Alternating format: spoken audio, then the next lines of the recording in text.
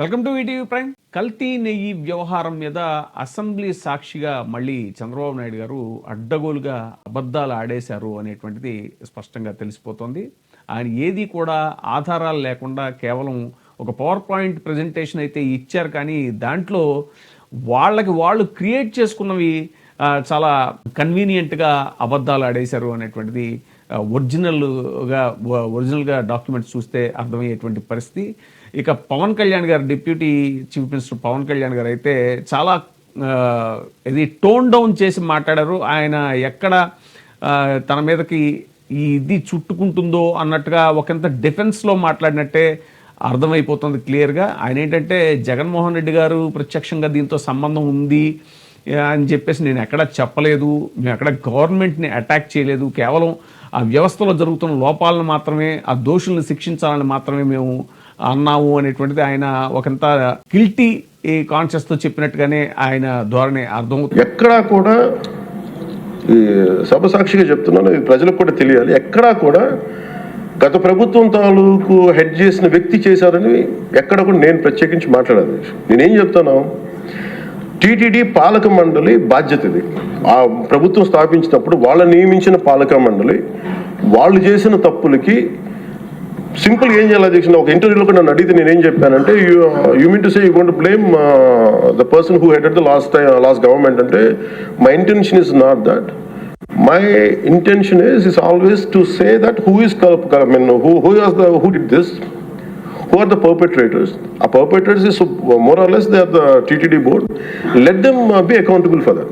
ఎక్కడ కూడా నేను ఈ వ్యక్తి గురించి మేము మాట్లాడలేదు, ఎందుకంటే డైరెక్ట్గా ఇన్వాల్వ్మెంట్ ఉందని మనం చెప్పట్లేదు. ఇక చంద్రబాబు నాయుడు గారు మాత్రం ఎప్పట్లాగే తనదైన శైలిలో చాలా కాన్ఫిడెంట్గా అబద్ధాలు ఆడారు అనేటువంటిది స్పష్టంగా అర్థమైపోతుంది. ముఖ్యంగా రాజశేఖర రెడ్డి గారు ఆనాడు ఇచ్చినటువంటి జీవో ఏదైతే ఉందో, జీవో నెంబర్ 746, 747 జీవోలు ఏవైతే ఉన్నాయో వాటిని కూడా వక్రీకరించేటువంటి ప్రయత్నం చంద్రబాబు నాయుడు గారు చేశారు. అయితే ఆయన అప్పట్లో ఆ జీవోలను రద్దు చేస్తాను అని మాట్లాడిన సందర్భం కూడా ఇప్పుడు సోషల్ మీడియాలో వైరల్ అవుతుంది. 746, 47 జీవోలు రెండు వచ్చాయి. నేను ఉన్నప్పుడు ఎప్పుడు కూడా 746 కానీ 47 జీవోలు అవసరం రాలేదు. ఈ ప్రభుత్వం వచ్చిన తర్వాత ఈ రెండు జీవోలు కూడా వచ్చాయి.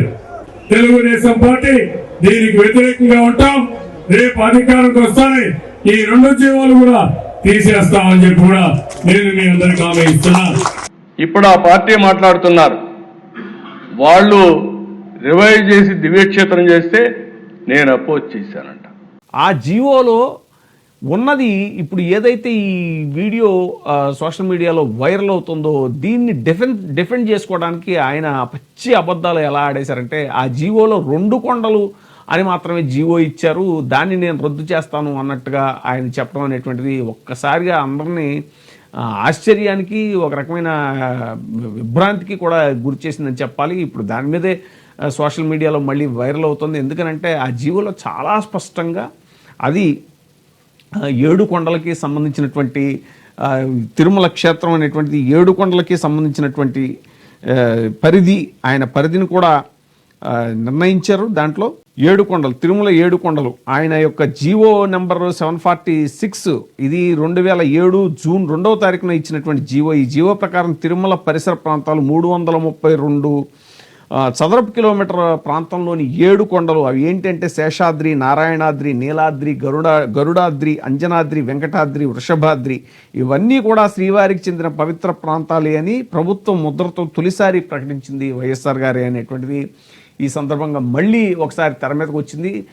విచిత్రం ఏంటంటే చంద్రబాబు నాయుడు గారే అసలు ఈ విషయం బయటికి రావడానికి చంద్రబాబు నాయుడు గారే కారణం అయ్యారు అనేటువంటిది కూడా వైసీపీ శ్రేణులు కొంతమంది మాట్లాడుకోవడం కూడా చూస్తున్నాం. నిజమే అది, ఎందుకంటే ఆయన అలా అడ్డగోలుగా అబద్ధం ఆడబట్టే ఇప్పుడు నిజం వెలుగులోకి వచ్చి ఆ జీవోల్లో ఉన్నటువంటి విషయం ఏంటనేటువంటిది స్పష్టంగా తెలిసింది.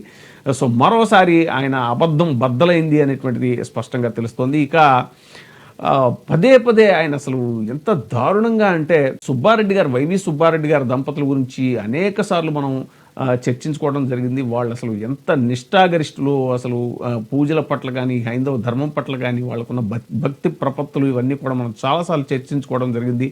అలాంటిది అసెంబ్లీ వేదికగా ఒక ఫేక్ వీడియో కూడా కాదు అది, ఆ వీడియోలోంచి స్క్రీన్ షాట్ తీసి ఒక సందర్భాన్ని ఒక మూమెంట్ని స్క్రీన్ షాట్ తీసి ఆయన చూపించినటువంటి విధానం నిజంగా అసలు ఆయన స్థాయికి ఇది అవసరమా, అసలు ఎందుకు ఇంత దిగజారిపోతున్నారు ఈయన, ఈ రాజకీయం కోసం ఇంత నీచమైనటువంటి రాజకీయం ఎందుకు చేయాల్సి వస్తుంది అనేటువంటిది తెలుగుదేశం పార్టీలోని వారు సైతం కూడా చాలా ఆందోళన చెందుతున్నారు అనేటువంటిది ఇప్పుడు తెలుస్తున్నటువంటి విషయం. ఏంటి అని అంటే వైవి సుబ్బారెడ్డి గారి సతీమణి స్వర్ణలత గారు, ఆవిడ ఒక సందర్భంలో వాళ్ళ ఫ్యామిలీ అంతా కలుసుకున్నప్పుడు, విజయలక్ష్మి గారు మనకు తెలుసు రాజశేఖర రెడ్డి గారి సతీమణి, ఆవిడ ఎప్పుడు కూడా బైబిల్ క్యారీ చేస్తూ ఉంటారు. వాళ్ళంతా కూడా ప్రాక్టీస్ క్రిస్టియన్స్ అనేటువంటిది విషయం అందరికీ తెలిసిన విషయమే. అయితే ఒక సందర్భంలో ఆ ఫ్యామిలీ గ్యాదరింగ్ సందర్భంలో అక్కడ జగన్మోహన్ రెడ్డి గారు కూడా ఉన్నారు. ఆ సందర్భంలో విజయలక్ష్మి గారు జగన్మోహన్ రెడ్డి గారిని ఆప్యాయంగా ఆలింగనం చేసుకునేటువంటి సమయంలో, లేకపోతే ఏదో అవసరం పడి ఆవిడ చేతిలో ఉన్నటువంటి బైబిల్ని స్వర్ణలత గారి చేతికి ఇవ్వటం అనేటువంటిది, ఆ మూమెంట్ ఏదైతే ఉందో ఆ క్షణంలో ఆవిడ దాన్ని పట్టుకోవడం జరిగింది. ఆవిడ చేతిలో ఉండటం జరిగింది, ఆవిడ పట్టుకోవడం అని కాదు.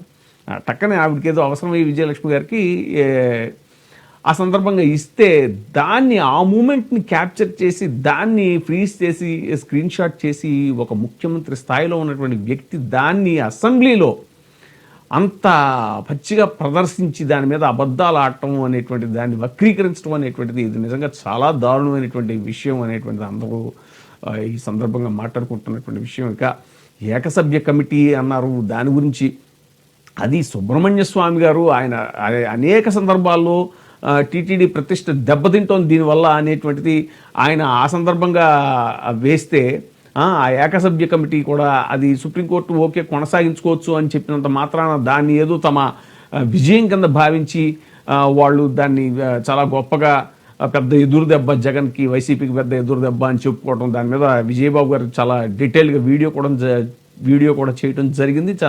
చాలా క్షుణ్ణంగా ఆ తీర్పులో ఉన్నటువంటి అంశాలని ఆయన వివరించడం జరిగింది.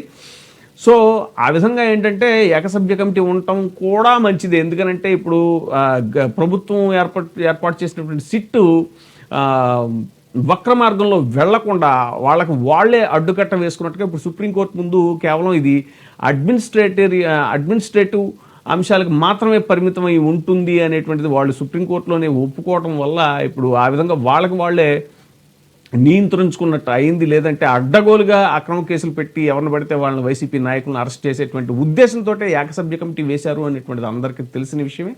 ఇలాంటివి ఎన్నో ఆయన మళ్ళీ అడ్డగోలుగా ఈ వైష్ణవి డైరీ విషయంలో కానీ, బోలేబాబా డైరీ విషయంలో కానీ, ఇవన్నీ కూడా పేర్నాని గారు చాలా స్పష్టంగా నిన్న ఈ అసెంబ్లీలో పవర్ పాయింట్ ప్రజెంటేషన్ అయిన తర్వాత ఆయన చాలా క్లియర్గా చెప్పడం జరిగింది. అసలు ఇవన్నీ ఎక్కడికి దారి తీస్తున్నాయి, వీళ్ళంతా ఎవరు, వీళ్ళంతా కూడా హెరిటేజ్ గొడుగు కింద ఉన్నటువంటి సంస్థలు. ఈ వైష్ణవి డైరీ కానీ, బోలేబాబా డైరీ కానీ, ఇవన్నీ ఏవైతే ఉన్నాయో ఇవన్నీ కూడా హెరిటేజ్ గొడుగు కింద ఉన్నటువంటి సంస్థలు అనేటువంటిది కూడా చాలా స్పష్టంగా పేర్నాని గారు చెప్పడం జరిగింది. సో ఈ విధంగా అసెంబ్లీలో ఆయన మరొకసారి అడ్డగోలుగా అబద్ధాలు చెప్పడమే కానీ ఏదో పవర్ పాయింట్ ప్రజెంటేషన్ ఇస్తూ ఆ స్క్రీన్ మీద చూపిస్తూ తను చాలా గొప్ప సత్యాలు నెట్టి వెలికి తీసినట్టుగా ఆయన చేసినటువంటి ప్రయత్నం ఏదైతే ఉందో అది బెడిసి కొట్టింది.